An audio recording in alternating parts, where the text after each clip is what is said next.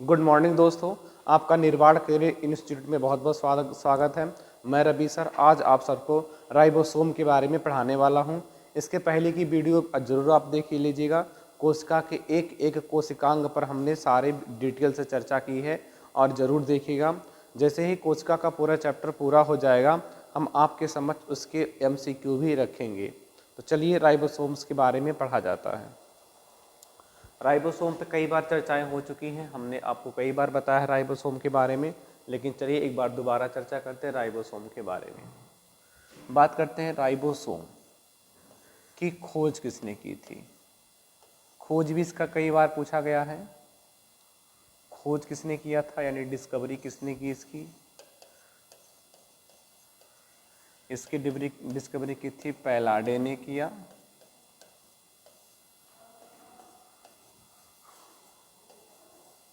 पैलाडे ने 1955 में इसकी खोज की थी।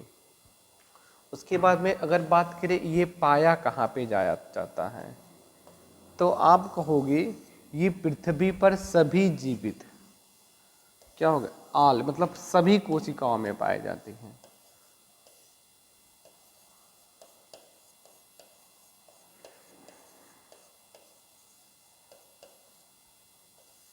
सभी कोशिकाओं में पाई जाती हैं।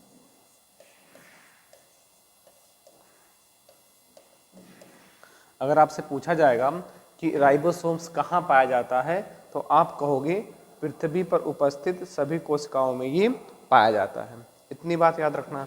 उसके बाद में आप लोगों ने कुछ देखा होगा यहाँ पे कि जैसे हम बात करें केंद्रक, हरित लवक,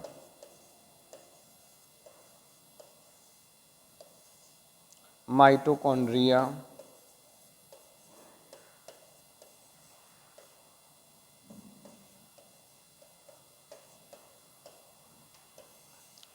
इसके ऊपर जो मेम्ब्रेन लगी थी इसके ऊपर भी डॉट डॉट के रूप में पाए जाते हैं। या आपने एक और देखा होगा अंतः प्रद्रव्य जालिका, इसके झिल्ली पर भी अटैच होते हैं राइबोसोम। तो आई होप इतनी बातें आपको समझ में आ रही होगी कि खोज किया था पैलाडे साहब ने किया था और ये कहाँ पाया जाता है। तो ये सभी प्रकार की कोशिकाओं में या सभी कोशिकाओं में पाई जाती है, लेकिन कौन से प्रकार की होती है अभी बताते हैं आपको। और बात करें कहाँ कहाँ और देखने मिलता है, तो केंद्रक के ऊपर या केंद्रक के अंदर हरित लवक, माइटोकॉन्ड्रिया और ये अंतःपराद्रव्य जालिका के पास भी पाया जाता है। आपने जब भी देखा होगा राइबोसोम के बारे में तो एक आपको शब्द दिखता है एस। एस का मतलब क्या होता है तो हम सोचे आपको बताते चले। सेवर्डबर्ग के नाम पे ही उन्होंने इसका यस लिया जाता है, सेवर्डबर्ग, ये याद रखिएगा। कई बार पेपर में पूछा गया कि एस मीन्स क्या होता है, तो सेवर्डबर्ग के आधार पर इनके किए जाते हैं। उसके बाद में हम बात करें कि राइबोसोम्स के प्रकार कितने होते हैं। राइबोसोम के प्रकार, तो ये दो प्रकार के होते हैं। एक तो होता है आपका 70S प्रकार का और दूसरा होता है 80S प्रकार का। ये 2 यूनिट में टूटता है। एक टूटता है 60S में प्लस टूटता है 40S में। यहाँ पर मैथ नहीं लगाइएगा, 60 तो 100 हो जाता है, तो ये कम क्यों हो रहा है। 40 और 60 100 हो जाएगा तो 80 क्यों। ऐसा इसलिए होता है क्योंकि एक बड़ा यूनिट होता है और एक छोटा यूनिट होता है। ये होता है 60 का और ये होता है 40S का होता है। ये बाकी का ओवरलैप कर लेता है। और ये जुड़े किससे होते हैं, ये जो जुड़े होते हैं इन्हें बोलते हैं मैग्नीशियम आयन के द्वारा। ये दोनों जो सब यूनिट होते हैं वो जुड़े होते हैं। ऐसे इधर की बात करेंगे तो ये टूटता है आपका, ये टूटता है आपका 50S प्लस 30S। इसको भी आप जोड़ोगे तो कहोगे ये तो हो जा रहा है 80 लेकिन 70 होता है। ऐसे इसमें भी होता है, एक बड़ा यूनिट होता है, एक छोटा यूनिट होता है। ये 50s का होता है और ये 30s का होता है, इसीलिए। और ये भी किससे जुड़ा होगा, मैग्नीशियम से जुड़ा होता है। तो ये दोनों बातें आप याद रखिएगा। उसके बाद में और थोड़ी सी बात बताएं इसके बारे में। देखो राइबोसोम कितने प्रकार के होते हैं, 2 प्रकार के होते हैं, 80s 70s। 70s टूटता है 50 और 30s में, और जो कि 50 और 30 में, और 80s टूटता है 60 और 40s में। और ये दोनों जो सब यूनिट होते हैं जुड़े होते हैं मैग्नीशियम के सहायता से। थोड़ी सी और इस पे बात करते हैं। देखो जो 70s था और इधर 80s, जो 80s होता है वो यूकैरियोटिक, यूकैरियोटिक यूकैरियोटिक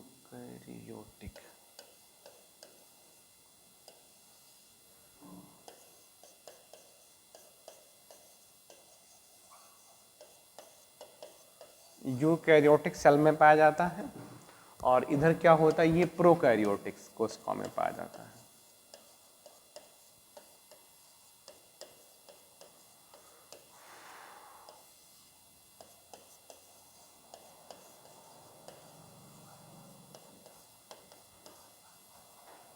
ये प्रोकैरियोटिक सेल में पाया जाता है।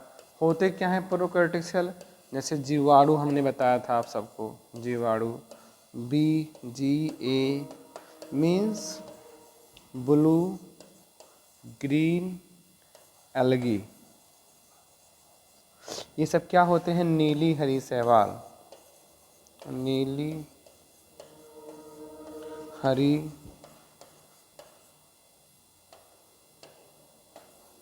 शैवाल। और ये क्या होते हैं, सभी विकसित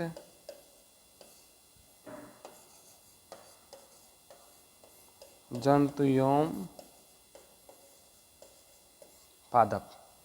तो यहाँ पे ध्यान देता रहेगा आप लोग, जो 80s का राइबोसोम होता है वो यूकैरियोटिक और प्रोकैरियोटिक में अलग अलग प्रकार का होता है। हमने अंतर में भी आपको स्पष्ट कर दिया है, आप देखोगे ध्यान से तो, कि जो प्रोकैरियोटिक होता है 70s का होता है, और यूकैरियोटिक में राइबोसोम 80s प्रकार का होता है, जो कि सभी विकसित जंतु और पादप में होता है। जीवाणु विषाणु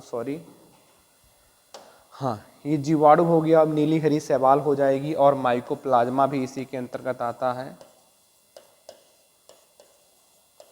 माइकोप्लाज्मा, ये सब भी आप याद रखिएगा, ये सब प्रोकैरियोटिक के एग्जाम्पल होते हैं। चलो थोड़ी सी और चर्चा करते हैं इसके बारे में, राइबोसोम के बारे में। बात करें राइबोसोम किसका बना होता है। राइबोसोम, राइबोसोम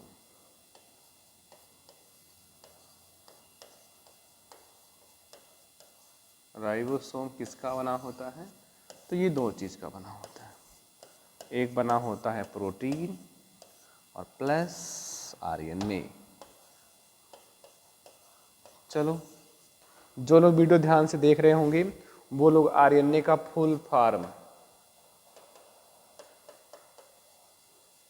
जरूर नीचे कमेंट में डाल देंगे, अन्यथा हम देखेंगे कि हमारा वीडियो वैसे देखा गया था। ठीक है, तो RNA का पूरा नाम जरूर डाल दीजिएगा आप नीचे, तो हमें लगेगा कि आपने ध्यान से देखा था। अगली बात सुनो, तो ये इन दोनों चीज़ का बना होता है।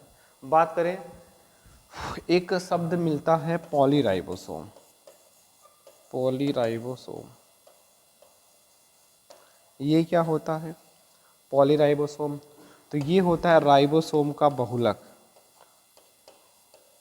राइबोसोम का बहुलक।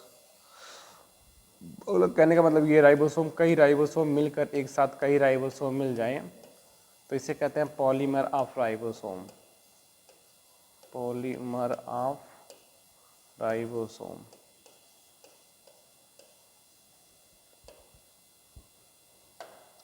उसी को ही हम लोग कहते हैं राइबोसोम का, इसी को कह देते हैं हम लोग पॉलीराइबोसोम। पॉलीराइबोसोम।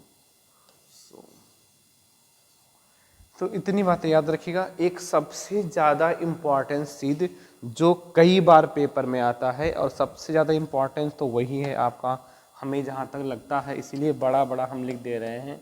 अगर आपसे पूछा जाएगा फंक्शन यानी कि कार्य, इसको तो रट्टा मार लो, यही पेपर में दिखता है। क्या होता है काम? तो ये काम होता है, इसको तो सब लोग स्टेटस लगा लो, प्रोटीन संश्लेषण। क्योंकि जब भी आएगा एक नंबर दिलाएगा फ्री का, विद इन 10 सेकेंड, प्रोटीन संश्लेषण, ठीक है, सिंथेसिस ऑफ प्रोटीन। तो इसका एक काम ज़बरदस्त वाला होता है, तो इसको आप ज़रूर से ज़रूर याद रखिएगा कि राइबोसोम का कार्य क्या होता है। चलो विद इन 1 मिनट हम पूरा रिवीजन करा दे रहे हैं जल्दी जल्दी।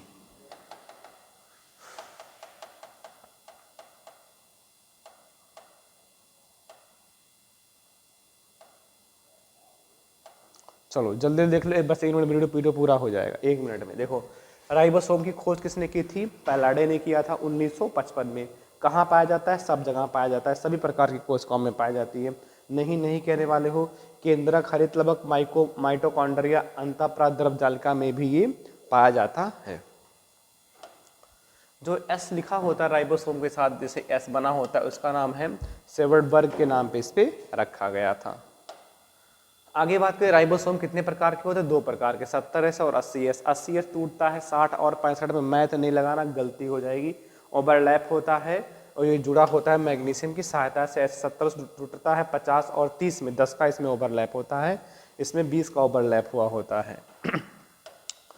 बात करें कि जो 80S वाला होता है वो यूकैरियोटिक कोशिकाओं में पाया जाता है। यूकैरियोटिक से लिखा, हाँ यूकैरियोटिक कोशिकाओं में पाया जाता है, जो विकसित कोशिकाएं होती हैं पादप और जंतुओं की। और जो प्रोकैरियोटिक होता है उसमें 70 प्रकार का पाया जाता है। प्रोकैरियोट से जीवाणु, ब्लूग्रेनेल्गी, निरीहरी शैवाल और माइकोप्लाज्मा में। फिर बात करें जो राइबोसोम्स होता है वो किसका बना होता है? तो बात करें प्रोटीन और आरएनए का बना होता है।